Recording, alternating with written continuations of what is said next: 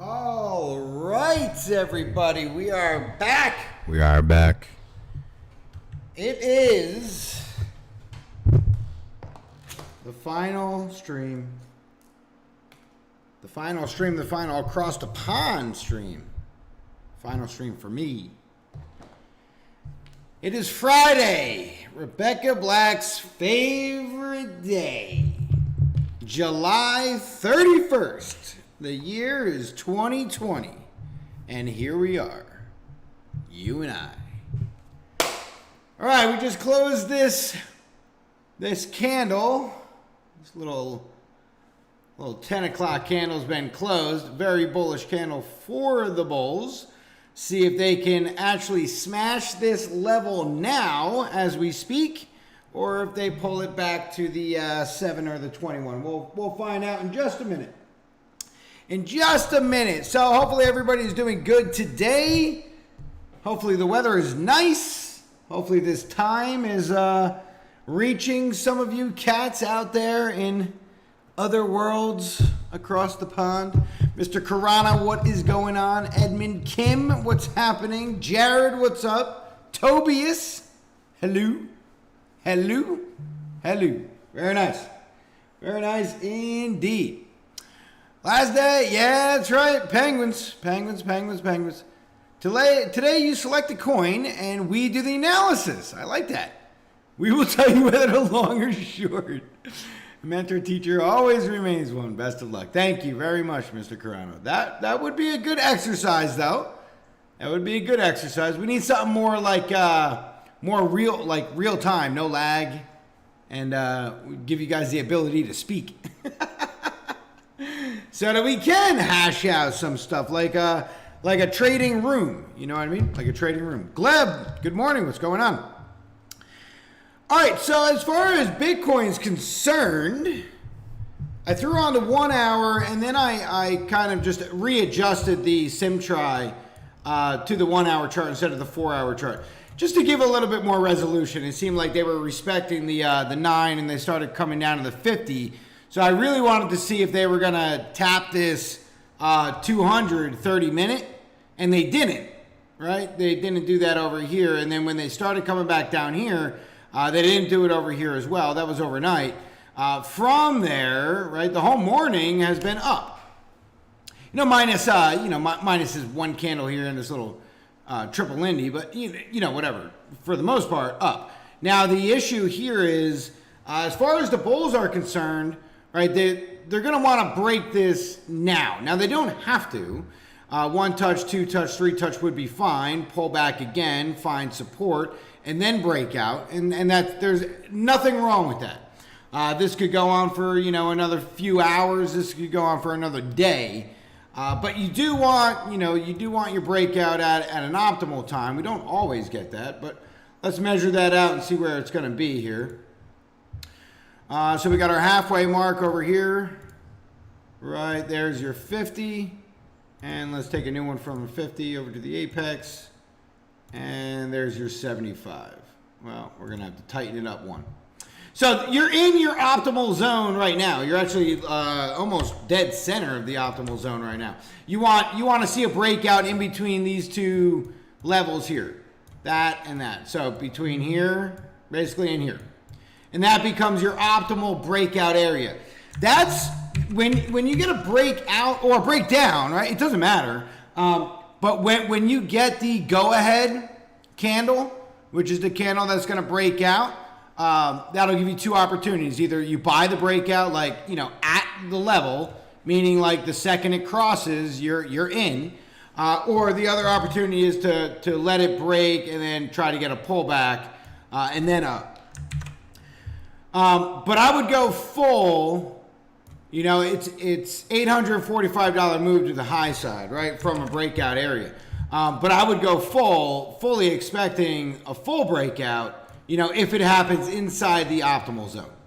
If it happens closer to the apex, I start taking quality points away. So if we're looking at 845, I may be looking at 800 or 700 or 650. Breakout, yes, but like a breakout to its full potential, no, not really. If it breaks out too soon, likely you haven't even developed the pattern, right, to begin with. And if that's the case, if you haven't really developed the pattern, you can't really expect it to play out the way it's supposed to play out. So maybe you have a swing fail, or maybe it's just a trend line. Maybe you just have, just an SR flip, really. So nothing super crazy. Now, an SR flip doesn't come with any target. So like you could flip an SR level and, just stay on top of it within a percent range for, months. There's nothing to that. There's nothing to that. Now, what we want to look at here, though, while we're here on the one, right, we want to look at the volume that started. So this is the volume preceding, and that's preceding the pattern, right? So volume preceding the pattern was pretty good, right? You had a couple good, spots over here. Remember that red is actually south, right? The black ones are actually the bullish candles, right? Some people get a little confused there. Red down, black up, okay? On the price action candles, obviously, it's different. It's white up, black down. Anyway, so a good push up, bullish, bullish, bullish, very good. And then the sell-off candle was about the same. That's what started your pattern. That ticket right here, this coupling started your pattern. From there, the volume has been pretty bad. It got really weak down in this little dip area. But notice that the weak areas, what you want to find weak are the sells, right? Are the sells. So this is a sell area, weak volume. This is a buy area, higher volume. This is a sell area, lower volume, right? This is a buy area, not a lot higher, but in a steady increase. Small, but steady increase. Another super low area right here. What was going on? Selling off. So use that as little pieces to your puzzle here. You have a symmetrical triangle, the top of an uptrend that came off of a breakout, right? The volume preceding the pattern was very good. Now we're consolidating, and the most volume you're seeing during the consolidation period is buyers buying, not sellers selling, right? So that helps to drive the focus of an actual breakout. Now again, remember, this can still break down, right? You don't want to go into a pattern with 100% expectations that it's going to break out, because I'll tell you what's going to happen. You're going to get real comfortable with these patterns, and then when it comes down here, right, you're going to buy it. Right? You're going to buy it assuming that it's going to break out, and you're just getting a really good entry. So you're adding on to your stack during that whole move. Now what's going to happen sometime down the road, right? It's going to give you this, it's going to give you a bounce, and then it's going to blow your entire trade out the water. All right? So remember, there's always an advantage and a disadvantage to almost everything we do in trading. Some type of pro, some type of con.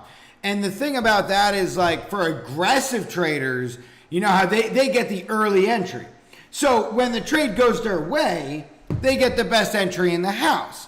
Where the conservative trader's sitting there and he's waiting, confirmation, and another 4-hour candle to close, 4 more hours later, like, does he get the close? Then he could go in, and chances are price ran away. So now he missed his, like, really good entry. Or you get into other situations where it breaks out of a pattern, it breaks out of a trend, it breaks out of a range, and it never comes back, right? So the people that bought the breakout, they're in the trade. The people that are waiting for the retest, they never get it. And then eventually they FOMO buy in at like an awful level. And then that's not going to do them any favors for their RR, their risk reward, or, probably down the road for their win rate as well. So patience is definitely a virtue when it comes to trading. It's very, very, very important. It's usually understated, but it is ridiculously important. Well, the way I approach patience in trades is an alert.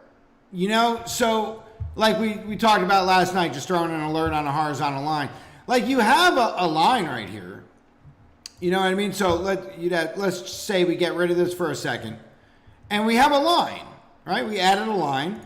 So we can add an alert on the ray and just say, look, when Bitcoin's crossing the ray, once per bar, and I'm on a 1 hour chart, right? So once it crosses the ray, I'll be notified, right? And otherwise, it's out of sight, out of mind. It may be a trade that never comes to fruition. If this thing ends up breaking down, you could put an alert down here as well, right? And then this way, like, you're on a different chart, you're going about your business, right? And then something's like, yo, you got an alert over here. We got to talk about this. All right, no problem. Click the alert, that chart opens, right? And then you'll be able to look at exactly what's going on. ETH, USD, 3 hour chart. Okay, ETH, USD, 3 hour chart. What's going on? All right, we're looking to go short. Great, right? So just get into the habit of using all of the tools that you have in front of you. You have, TradingView is only one charting platform. I mean, you can use multi-charts, you can use TrendSpider, you can use MetaTrader, I mean, you can use Ninja, you can use Sierra. These are all charting platforms, right? I prefer TradingView at the moment, but TrendSpider is like really, really good as well, with a lot of like really unique features, some really cool stuff. But they're still getting off the ground, so they're adding new features, and it's not where I need it yet. But TradingView is very easy to use. It has a ton of tools. It's very convenient, and it has a lot of crypto packages, right? So you're able to look at a lot of crypto charts here. If we just go to crypto alone, you'll be able. We didn't want to do that. We want to go here and all exchanges. So look at crypto alone, right? Binance, BitBay, Bitfinex, Flyer, Thumb, MEX, Panda Pro. Go down the list, right? There's a lot of them. And the thing about that is you may not get that on all of your other packages. They don't all necessarily have the same stuff. But no matter what you use, whether it's Coinigy or even if you're on the exchange itself, try to make sure you have the ability to set alerts, because it really does help.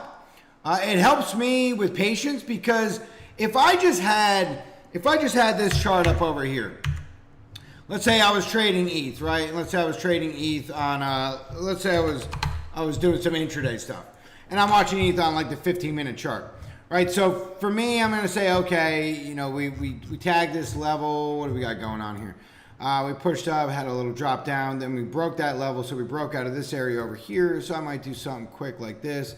Say, all right, that's a good breakout area. I'll buy it a retest right here if it comes down, right?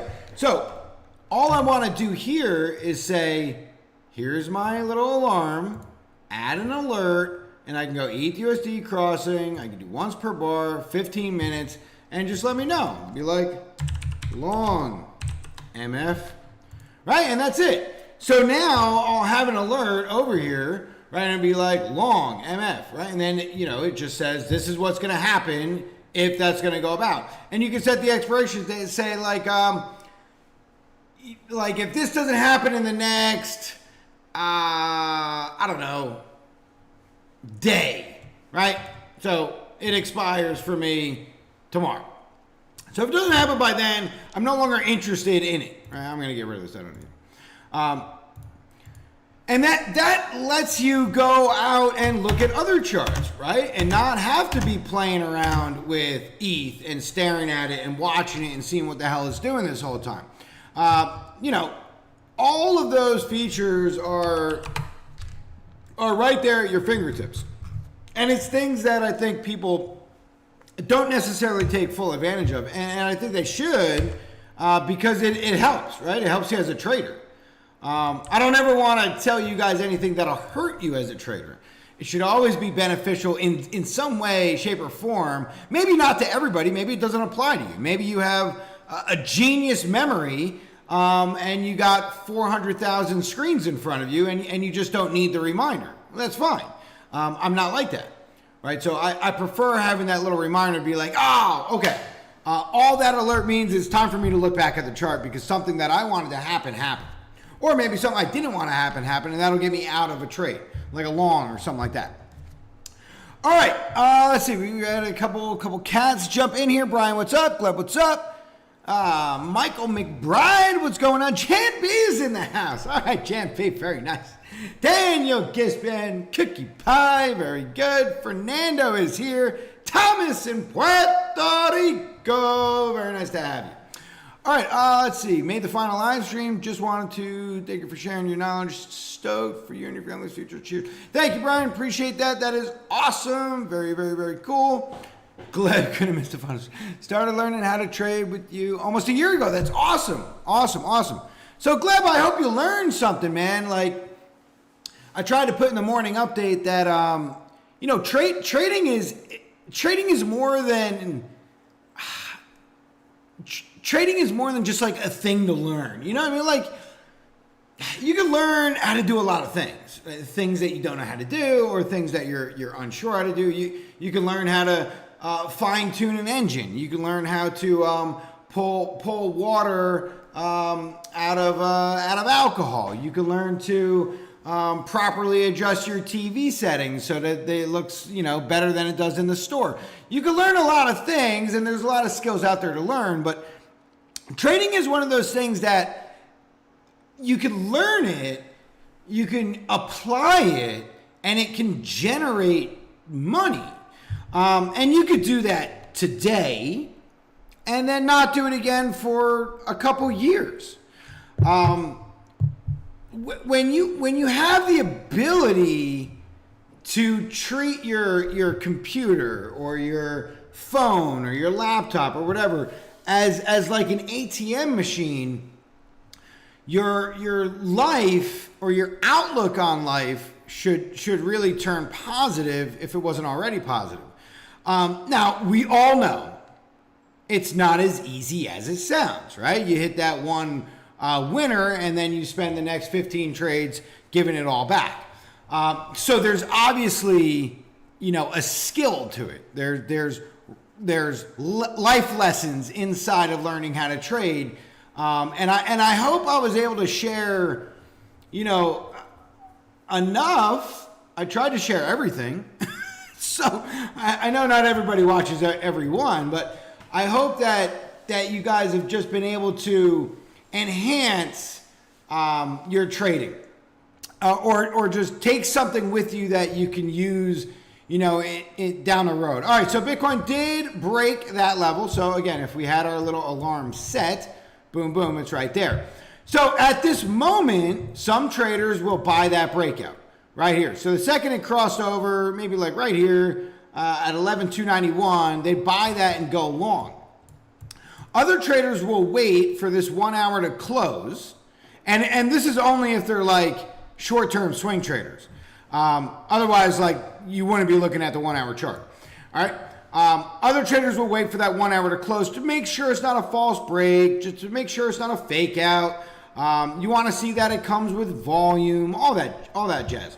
Now we're sitting on 41 minutes to go, so you're only 20 minutes inside this candle. Very, very, very low volume, considering, right, a third of the candle is done.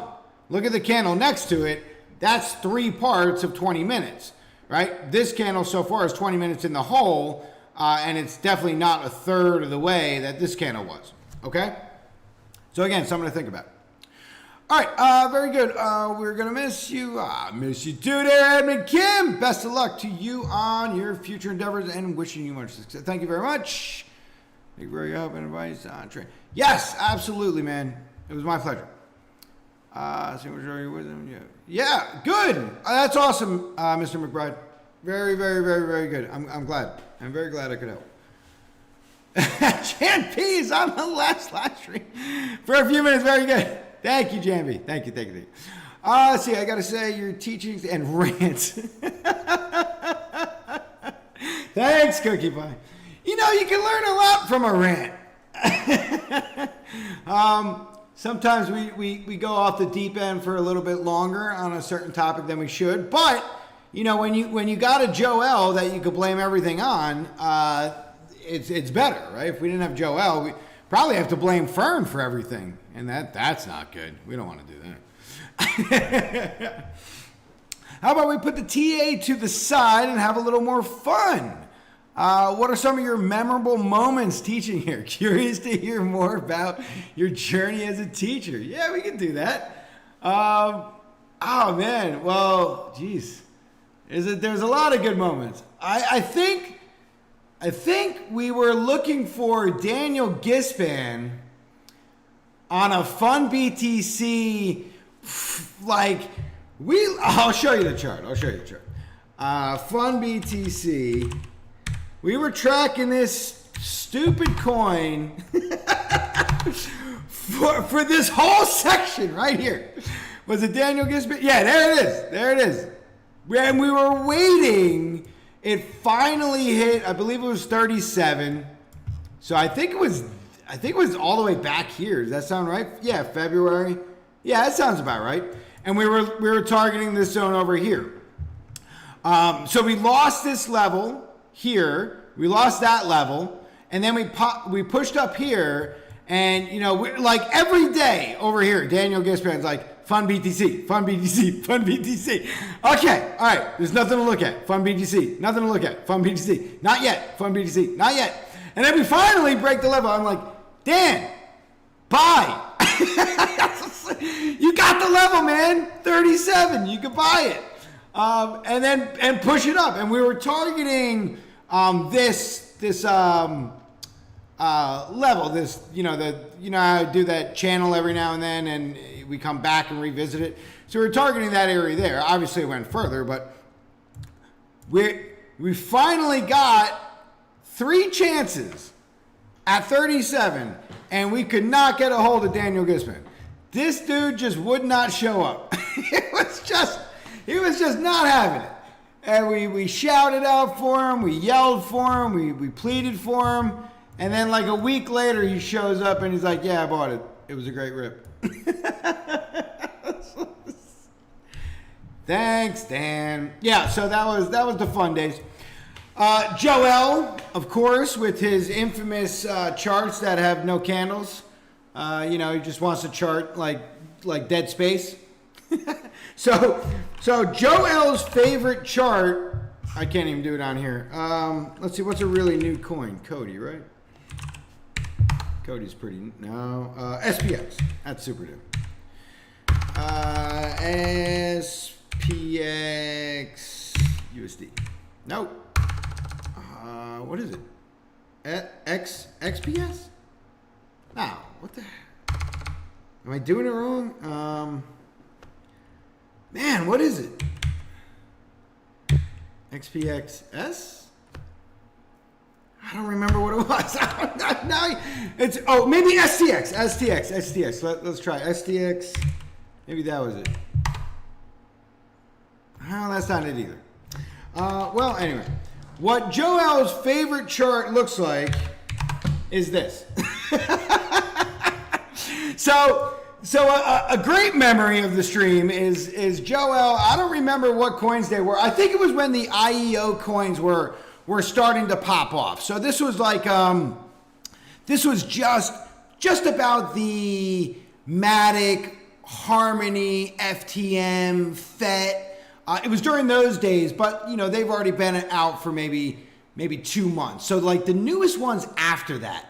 And Joel would come on, he'd be all hyped up. He'd say, all right, everybody, I got one for you, Chingus. Let's TA this. And I pull it up, and this would be the daily, and it would be 2 candles. That's it. So, we'd have to mess with them a little bit and say, well, you got some good fib levels over here. Maybe look for the pullback play.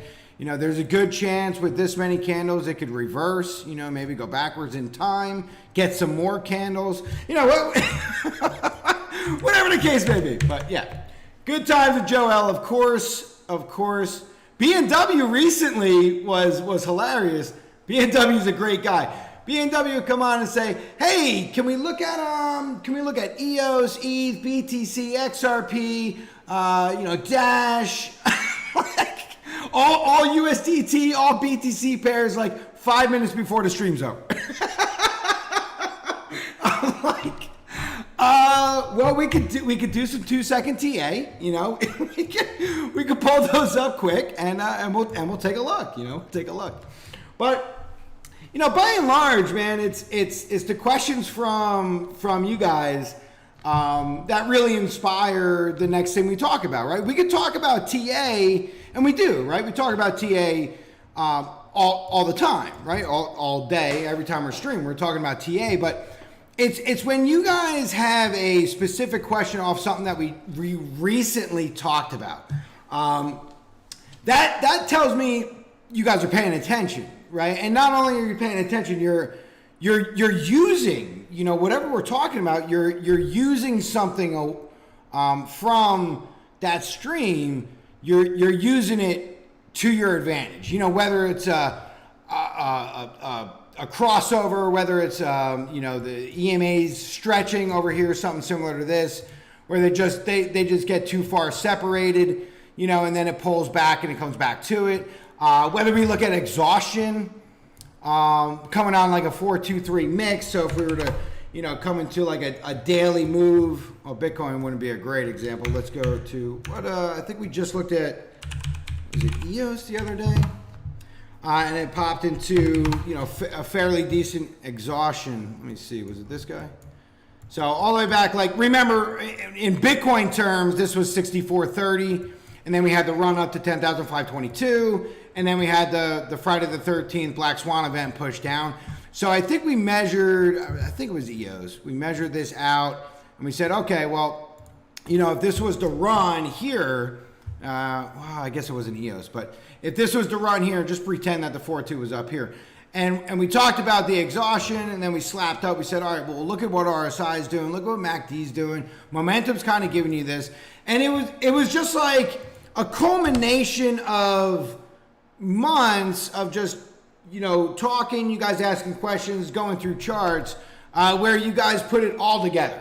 You guys were like, okay, here we got the crossover, but on the 4 hour, you know, the 7 is crossing under the 21. It looks like the 21 wants to cross under the 50. I'm showing a 4-2-3 on this breakout play push over here. Like, I think we might be headed downward. I'm going to wait until structure level gets broken, and then I'm going to go short. And it was like, yes! Yes! It's like, they got it, you know? Again, I mean, look, trading is very lonely, right? And it can be very depressing. I mean, I've been through runs of, you know, 5, 10, 15 losses in a row, and you know, it's only until you learn the emotional habits to, like, all right, I got to walk away from the chart. I'm over trading. Now I'm revenge trading. I'm doing all the bad things. I need to just go away and come back and revisit that chart fresh. And when you do stuff like that, those little things, those little tricks, those are the things that keep you trading. And even though trading can remain, you know, it's kind of like an antisocial, but it can remain a very solo event. You know, you could do better and become less agonizing, right? To sit there in front of it. But see, like with you guys and with SP specifically, you guys, there's a crew, right? And you know, I consider you guys all friends. So you have a family that you could bounce ideas off of, and it's like no one's ever right and no one's ever wrong to the effect of patting yourself on the back, jumping up and saying, I was right, pointing fingers saying you were wrong. It's not about that. It's about sharing ideas and saying, like, where, let's say this price action never happened over here. We're just not even looking at it, right? We're going to make this super black. We'll do something like that. We'll darken it all out, and we'll do something like that, right? And then we'll just leave that highlighted so we can't see it. So this price action over here to the left, right, already happened. So now we're saying, okay, well, maybe we got a nice push off here, And let's just say we're gonna tag up the 1618 level over here. So we mark it all out. We're like 344. Everybody's gung ho. You know, we got buy orders over here sitting on the 50 level, and we're saying, okay, you know, this thing is gonna pull back. It's gonna slap that 50, and we're going up to the 1618. And then in reality, none of that happens. You're not even close. It drops down well below the 50, ends up pushing up, gives you another failed rally, stays below, then gives you a failed rally to the south side, right? So now you have another swing fail, but swing fail to the south, remaining everything above this will be longs, right, until you break that level down here, and that would be this zone right here, right? So you stay long, right, until you cross below it. So, you know, it's not like who's right, who's wrong, but who's using their fundamental skills and recognizing things that they see. Becoming analytical on a chart in the very beginning seems a little daunting because you're essentially reading another language. You know, if somebody put like a book of Hebrew in front of me, I wouldn't even know where to start. I don't know what the letters mean. I don't know how to read it. I don't know anything about it. If somebody dropped a book of Braille in front of me, I wouldn't know what to do. Eventually, you'll recognize some patterns. You're going to know that 3 dots repeats, and there's 3 dots over here, and there's 3 dots over here. So you know that the pattern is there, and sometimes a following pattern follows or exists prior to, precedes that 3 dot pattern. But until someone says that 3 dot pattern means the word and, you're just like, you know, walking through the jungle at night. You don't know what the hell is going on.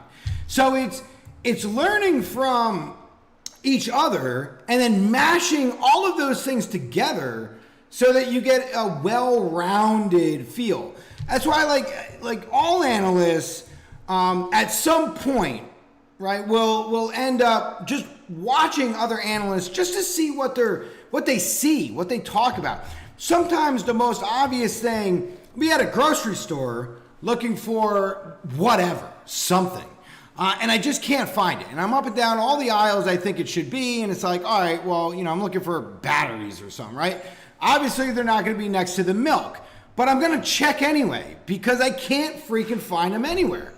And sure enough, like, you know, my wife will be like, they're right here. And I'm like, I walked up that aisle 5 times. How did I miss it? But the thing is, I know we've had a long talk in the past about, let's go back to Bitcoin and see if it's breaking out here or not. We had a long talk in the past about tunnel vision. And tunnel vision is one of those things that it happens and you don't even know it's happening. You get so absorbed, so sucked in, you're in the vacuum of the void, and you just can't seem to see what's right in front of you. And that happens to a lot of traders when they become really hyper bullish or really hyper bearish. And 9 times out of 10, it's because they're in a position. So it's very difficult to analyze a chart and say, this is bullish, look at what we got. We're right now we're tapping that lower level again, 11,333. This is the pullback 236. Like, this is hyper bullish right here, but you're in a short, right? So you're like, this is just putting me further and further under the water, right? But the idea is, if you approach the chart only looking for shorts, you're going to end up finding shorts, and they're going to be terrible plays, right? Because it's not natural. It's not organic. You're forcing it. You don't ever want to force TA. Remember, we talked a long time ago about trend lines. And when you force trend lines, it's like, what's the point? You're the only one in the world looking at that trend line. So for example, let's just say, this is going to be a really bad example. Let's just say I got a trend here, right? And I'm like, that's my trend line. Okay.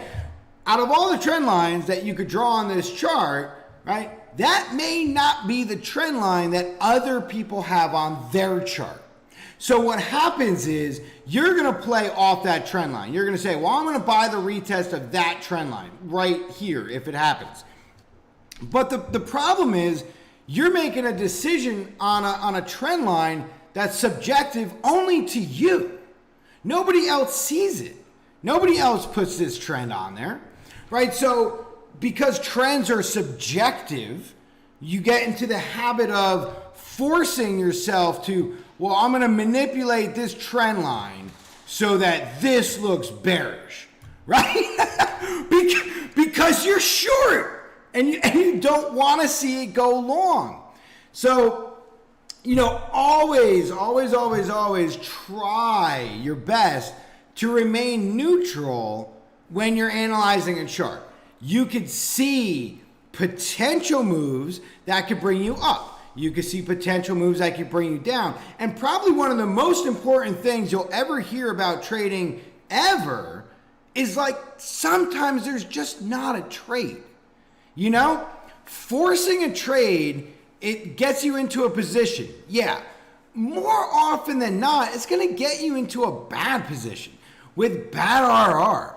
And it's just going to force your win rate down. And then you're going to sit there in your journal and you're going to lie to yourself. And what's the point of that, right? You're going to sit there in your journal and you're going to say, oh, I had all these reasons to sell, or I had all these reasons to buy. And in reality, you didn't have any reason. You were bored, right? You were just bored and you just wanted to be in a trade. So Bitcoin is moving right here. Let's see. Right now we're up 114. This is good. Now remember, the important level right here is the pullback 236. That's that red line right here, right? So on the daily chart, the bulls have tested that twice and got rejected. Now the original push, the big $1,000 candle right here, that came up to that level, pushed a little higher, and then got rejected. 2 days later, pushed up to the 236 again and found rejection. Now, a day later after that, right, we're back at that level again, and we beat the high from 2 days ago. We beat the high from the 29th so far. Now we're looking to test the high that brought us to the pump here. So this is generally continuation.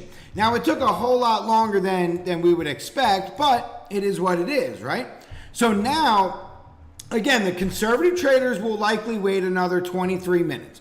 They'll let the 1 hour candle close, and they're either going to buy long the open of the next candle, or they'll open a long position back over here. And like we talked about last night with front running, this is what you would be looking at if you were front running. Grab this rectangle tool over here, lay it on your level, and just give yourself a little cushion. And that's essentially like somewhere in that zone is where you want to buy. If you target exactly 11,285, you might have a lot of other traders that bought 11,290, 11,300, 11,310, 11,320. And if there's not enough people willing to sell at those levels, you're not going to get your order filled, right? So that's where front running comes in. You want that 285 level because that's the ideal target level, but you may not get there if people are very excited.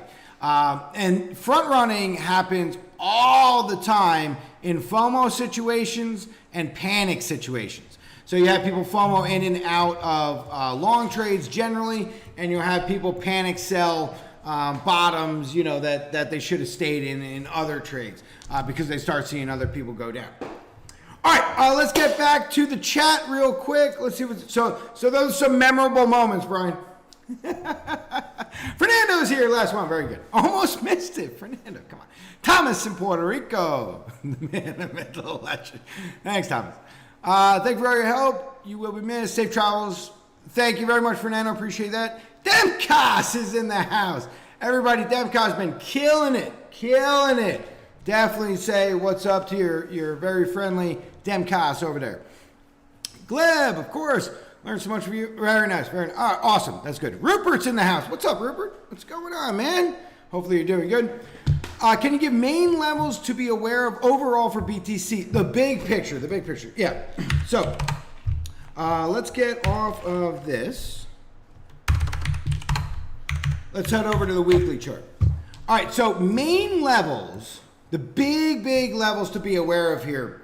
Again, remember how many altcoins we went through and we got to a level where we were creeping back from the 618. So we had a nice target move high. We had a big impulse drop, like something that, really slayed it down. And then we sort of target like that 618, 786 area. And if we got that 618, 786, then we target that extension, the 127, the 141, the 1618. So remember, if we look at this chart, kind of like not naked, but if we look at this chart like this, what are we looking at? We're looking at a massive move to the high side. We're looking at a pullback. We're looking at a failed rally. And then we have another pullback play off that rally. And then we're starting to break that level. We're breaking our structure downtrend level right here. So the big picture, number one, has to be this level. You have to be able to get up to that level because that's your 1-to-1, right? This was your latest move. This move right here is your latest move. This move is great, and that move is great, and that move is great, but these moves are older. Your most recent, most significant move of price action is this move right here, which means until you break that level, right, these other levels over here are kind of secondary. Now, again, we put them on the daily chart so that you could see the pullback 236, you can see the all-time high 50, you can see the all-time high 618, because they are important and relevant levels, but in the short term, that's the level, right? So you have to break that level, and it's not 14K, it's 13,880, but just remember that once you break that level, you've opened Pandora's box to revisit all of these levels that you haven't hit yet. Now, for all those that have been paying attention over the last year, this to this is a 618, okay? So you had a major high up, you pulled back, and when you came up to that rally, you basically hit the all-time high, basically at the all-time high 618, right there. So we know now, right? Now we're trying to challenge the all-time high 50. And remember, this whole time we've been relegated by the weekly chart at the all-time high 382, right? Which was at 95.32 on the Coinbase chart, 94.41 on Bitstamp, 95.32 on Coinbase. So number one, break that level. Number one, break that level, which in tandem gets you the 618, which then opens Pandora's box for the 786. Now remember, we could tag the 618 and fail, which is what happened right here. Okay? There was a lot of people that thought that this, especially after this got parabolic, that this was this all over again. And it would have been fine. It would have made sense. It would have been great. And everybody would have been in longs. And it would have been fantastic. But that didn't happen. And the reason it didn't happen was the 618, well, one of the many reasons it didn't happen, or at least confluence-wise, is that the 618 knocked that level down. And so where we looked at some altcoins like ETC probably 4 or 5 months ago, ETC, ETH, BNB, we were pulling all those coins up that were kind of pushing through their 618. So the 618 was that level where it's like, well, we could get there, and if we do, we could potentially give it all back. Or if we break through, that opens up a whole new can of worms. And we're looking at that 786, because if you break the 786, you open up the door for the 127 and the 1618. Now, I know I used the 141. It's mostly a harmonic level. I would experiment with it if I were you. Throw it on one of your templates, see if it ever gets respected. And if it doesn't, simply take it off. The ones that you do want to use for sure are going to be that 127 and the 1618. Those are going to be very important levels. And all you have to do is take 4 hours of your life and go back on that chart, on a dozen charts, 2 dozen charts, and see how often you break a 1-to-1 and hit a 1618, right? Or you hit a 127. And remember, like all levels, dynamic or static, support, resistance levels, what you're looking for is a reaction. It doesn't have to be the end all be all, I hit that level and I didn't make a new lower low. That's extreme. What you're looking for is a reaction. Even if that reaction is only 1 day pullback, a shallow pullback. If that reaction is a 2-month drawdown, where we're like a 35-40% drawdown over a 2-month period, just bleeding out, right? That's also a reaction, but that's a reaction you can trade. You're always looking for a reaction. So if the 127 gets hit, pulls back for a day, you may have an entry to push to the 1618. However, you could hit that 127, pull back for a day, and that ends up spiraling downhill to become the next downtrend. And that's where lower time frames help, moving averages help to sort of guide the way. Are we, is the 9 above the 21? Is the 21 above the 50? Is the 50 above the 100? Do I have volume to support the move? Are we, is RSI above 52? Is the MACD above 0? Do all of the stars align to even support longs at the moment? Or is everything sort of showing you it's time to go short, but you're fighting it, right? Again, because you have like tunnel vision. So the big level, you have to break 14. That's number 1, right? You got to break that level. Number 2, the 786. Now the 786 again on Bitstamp is going to be different than Coinbase. So we'll just pull the Coinbase chart up real quick so you can see that level. And the 786, 16,304 on Coinbase, right? And then you're pushing up. So the 1600 level can knock you all the way back down. Let's theorize for a second, if we did push to the 618, meaning, so we had this big move down, that failed rally, we dropped up, we got a swing fail to the high side, we push up, we break said level, right? We break this level, we sweep it, right? You're only just sweeping that high just a little bit, and then you end up pulling back. That pullback, for all intents and purposes, as of a few days ago, will likely be 10.5. And you could say that because 10.5 ended up becoming a very important level, especially the 3 last times we visited that level. When we had the level over at 10,540, level at 10,522, level at 10,428. Those 3 failures really painted the picture that there's a lot of activity over here. And because we broke it clean, let me go back over here, because we broke it clean on our daily, right, that gives us the opportunity to say, okay, well, that would be an idea that we'd be coming back to, regardless of the high that we make, right? It's just one of those very good levels that you may, eventually see. So we're back here on Coinbase, right, and looking at the larger levels just in bigger detail. 618, 13,488. The high, 13,880. Right? Well, maybe not. 868. 868.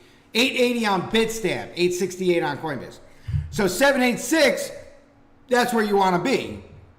This opens up Pandora's box for something that we haven't needed to even add on here, but let's say we want to, right? We could put our 127, put our 1618, we can even put our 1414, right?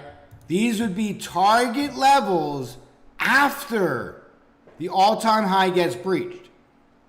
So when you hear people say like, oh, Bitcoin at 30,000, they aren't 100% guaranteed to be referencing the 1618 off the all-time high to the 2018 low, but there is a 98% chance that they are, right? Now, there are probably some confluent factors, maybe larger harmonics. I know in old theory I have somewhere over here is a big giant Gartley.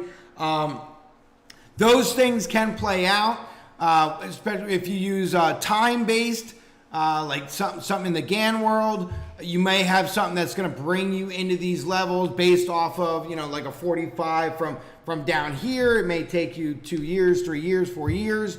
But 30K is a good level just off the 1618 extension. All right. Again, not a guarantee, but this is something that we would look for once 20s hit. These would be the levels on my chart. I don't need them now. We're not approaching 24,000, but that would be something that I would look at. So bigger picture, Fern, number one, 14, right? Number one, 14K. You need that level. Now, in between here and 14K, it's kind of like, it's not whatever, but if it's not 14K, then it's not as important as we want it to be.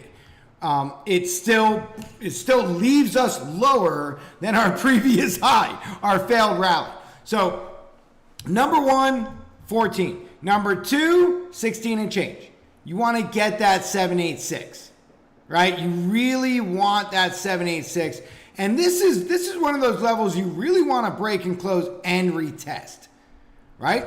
The one thing about a retest, it solidifies that level of support and it allows that bullish base camp to move up and move their camp up here. So their strongest players can move from that last strong support to the new support so that they can defend it.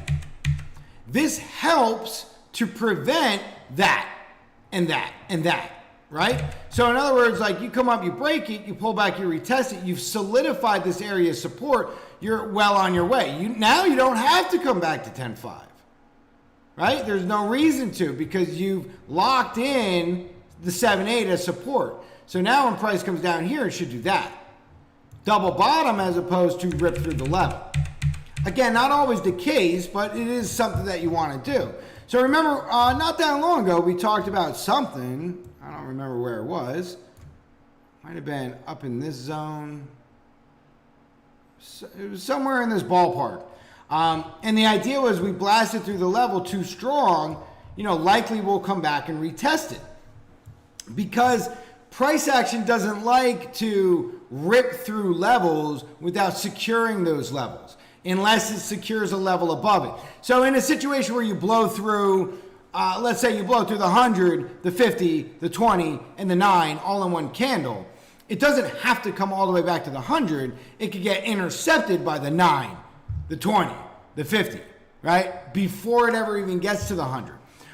So there's certain situations where you don't necessarily need it to come all the way back.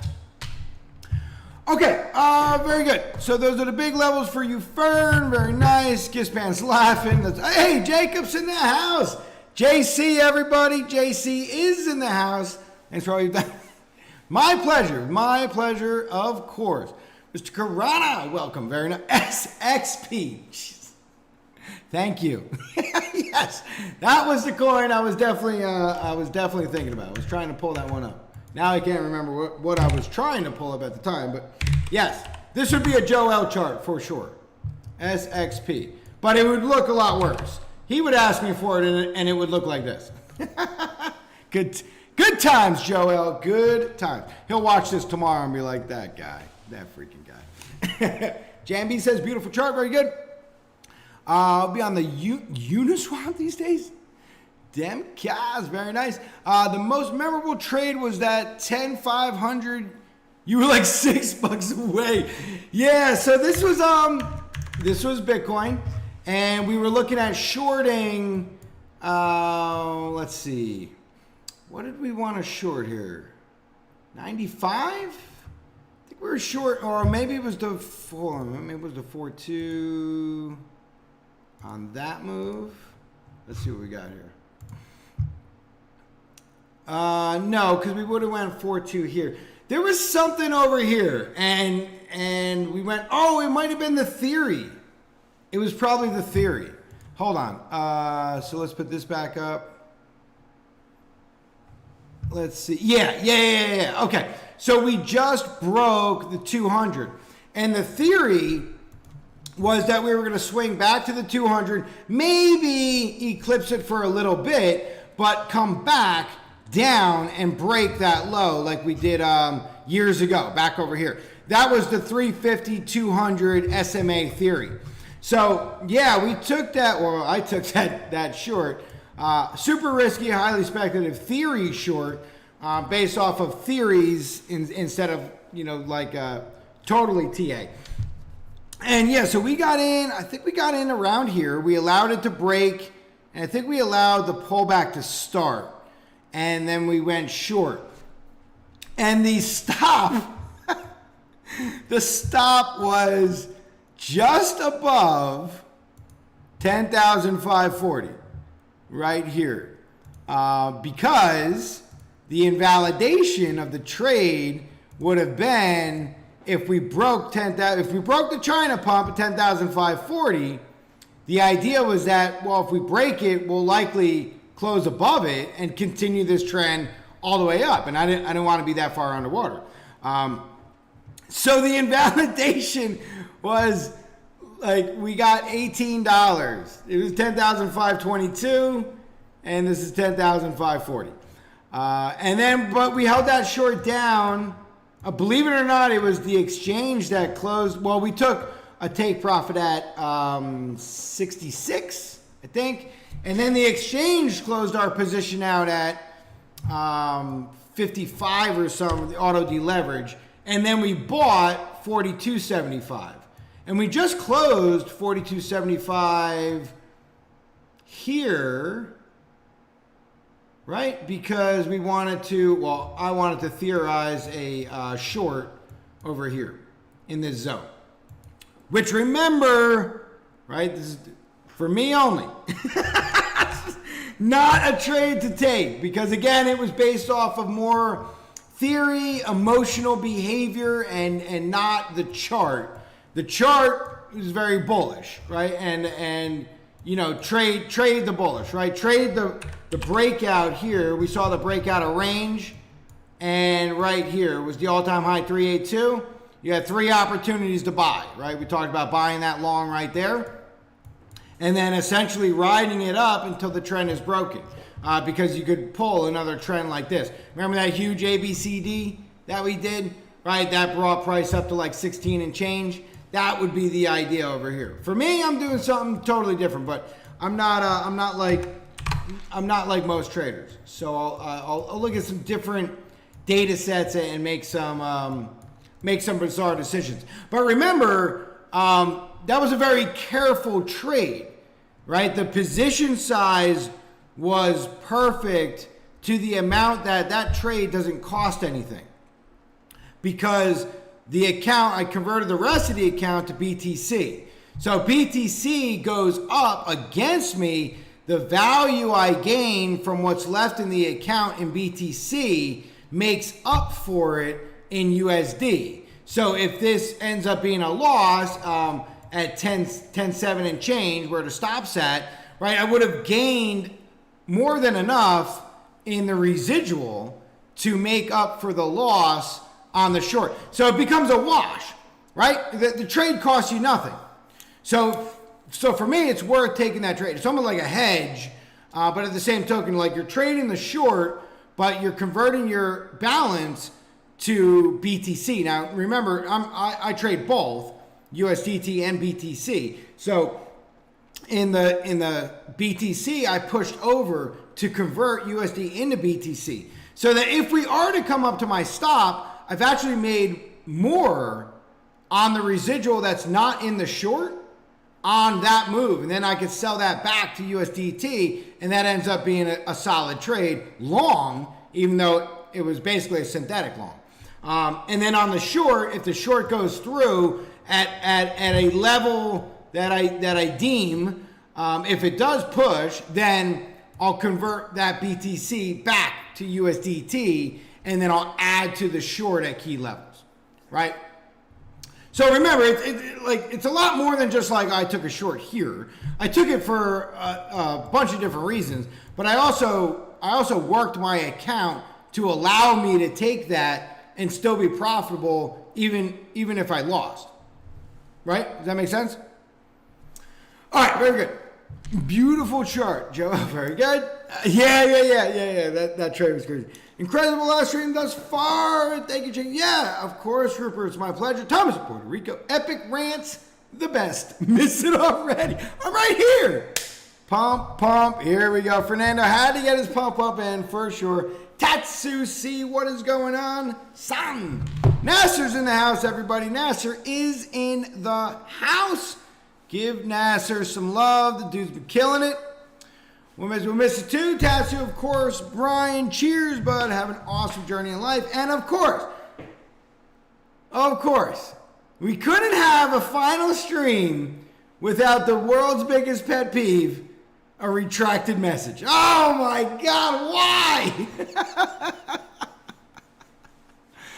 Oh man, Cola. I think I did give you a nickname. I'm pretty sure it was Koala, and I'm sticking to it because it's a fantastic name. And now I can because you retracted a message. All right, so we did close the hour out. Remember, this is the 1 hour chart. So if you are a short-term swing trader, 1 hour is really on the borderline of intraday. You're likely not going to hit targets inside that same day, but you may. But mostly short-term swing trader. So a break and close on the hourly above your sim try. So right here, grab the low side, grab the high side, and drag this over. Remember, it's going to be an $845 move. Don't worry about the percentage. We're in log, right? We're in logarithmic. So what we're looking for here is, you don't have to dial it in perfectly, but you want it close. And that's the breakout right there. That's your breakout level. Your target for this sim try, just click it once. You can highlight it. You'll see it over here on the right-hand side. 12,134. It ends up being a 7.48% trade. All right? And this is a go. This is a go on the 1 hour chart. I didn't tell you to do it, but you can see for yourself whether you want to take that trade or not. Now, if you are going to take the trade, look for other things in the meantime. Your RSI, right? Now, it hasn't quite crossed over 70. Some traders may want to wait for that to cross over 70 before going long. MACD, right? You have a crossover and it's above your zero line. So the zero line, remember, above the zero, MACD thinks you're in bull land, right? Below that, the MACD thinks you're in bear land. So when you get a crossover long and you're in bull land, that's a 2-for-1. It's a win-win both ways, right? So MACD is telling you go long. RSI is not giving you the go long yet. You're well above 50, but you may want to wait for a 70 break. Why? Because you got close here and got rejected. You got close here, you got rejected. You got close here, you got rejected, right? You got close here, you made a high. All right? So remember, and if you're going to trade this on the 4 hour chart, you're not even there yet. Well, it's 12 o'clock. You did just get a new 4 hour candle, so you are there. I'm sorry. I apologize. 4 hour chart, you got the break and close above. Now remember, come back retest level. If you're a conservative trader, you'll wait for the retest or maybe just a slight deviation from that retest, a little front run. Aggressive traders have already bought. They've already bought, right? And hyper aggressive traders bought the breakout. They bought it right here. The second it broke through that level, they already bought it. All right? And then you could try to couple that with volume and see, did it look like a lot of people bought that level? Like, was there a lot of trading going on that breakout? And unfortunately, it was less volume than the pre-breakout candle. The pre-breakout candle, right? So you would have wanted that to have broken out more than the prior candle. So I'm not a huge fan of that, but you have to take everything you see on the chart as a whole, right? And right now it looks like I would probably outweigh longs than shorts, and this looks like it's doing what it's supposed to be doing. You trade the chart, right? And the chart right here is a symmetrical triangle that just broke out. So it's not bad. Not bad at all. So there you go, Fernando. A little pump just for you. Brian, thank you. You as well. Oh, Mr. Koala. Jeez Louise. Jambi's got to go. Very good, Jambi. Always good to have you. Ms. Karana, all the best. Take care. Be safe. Thank you very much. Appreciate that, Ms. Karana. PTSD. You got us through some tough trading. Learn more here than anywhere else. That's awesome. Go well. See you on the exchanges. Very good. Very good, BTFD. Thank you, brother. Thank you. Thank you. Thank you. Appreciate it. All three. All right. Let's see. Tatsu, is there a BTC Bear div on the 4 hour? Let's take a look.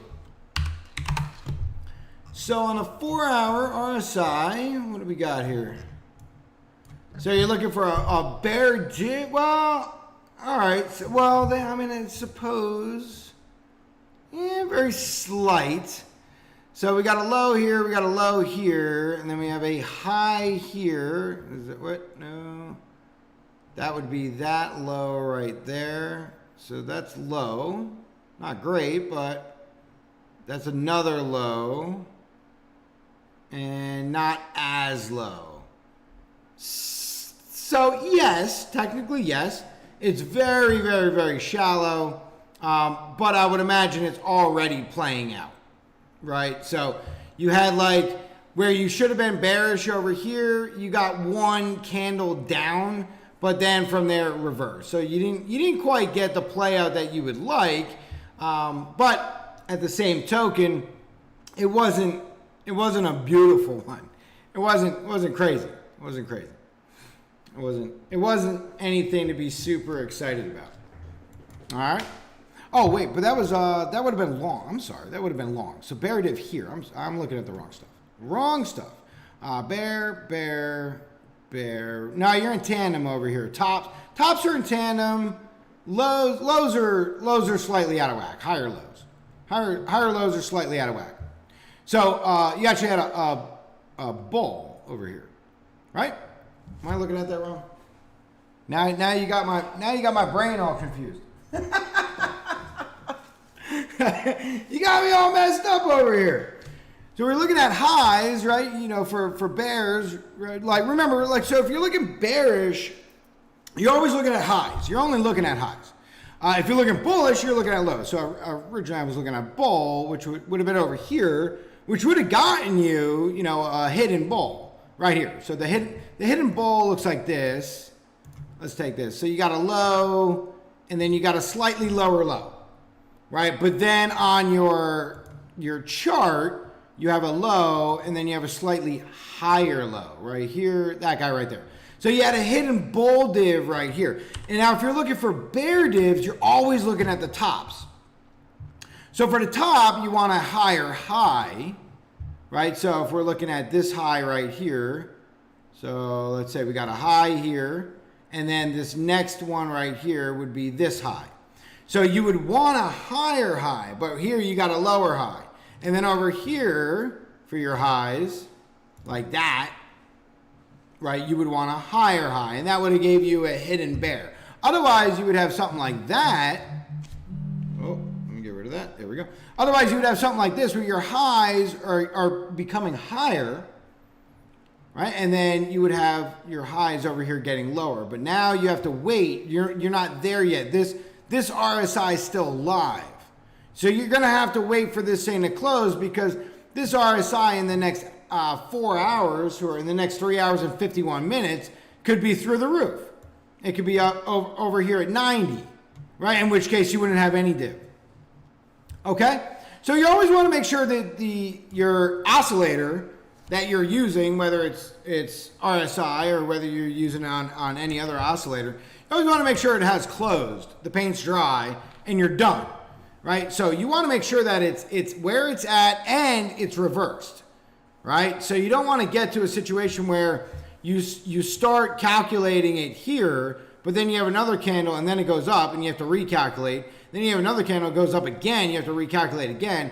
And then you have another candle, it keeps going up. You have to wait until it actually turns and the paint dries. Does that make sense? Let's hope so. All right, everybody. That will wrap it up for me. Signing out. Got to finish packing. Got to hit the road. It's always a pleasure. It's been fantastic. It's been an awesome, awesome, awesome ride. I'm never that far away. You guys have my DMs and all that jazz. Again, I'm not on Twitter often. I go through like short phases, but it is very, very, very time consuming. Same thing with TradingView. It just becomes, crazy time consuming. But I wish the best for all of you. I'm always not that far away. You can always reach out. I'll always be keeping an eye on all you degenerates. Because, like somebody said before, right? Teachers and mentors, right? They just always are that. They always are that. But you guys are in the best hands possible. You guys got JC. You guys got the whole crew, the whole analyst crew. So you guys are going to be crushing it. I want to see you guys crush the markets. I definitely want to make sure you guys have learned something and use that going forward to help you out the very best you can. All right, everybody, it's been a pleasure. You guys are all awesome. I will miss you all. I want to see you guys on the exchanges, and until then, happy trading.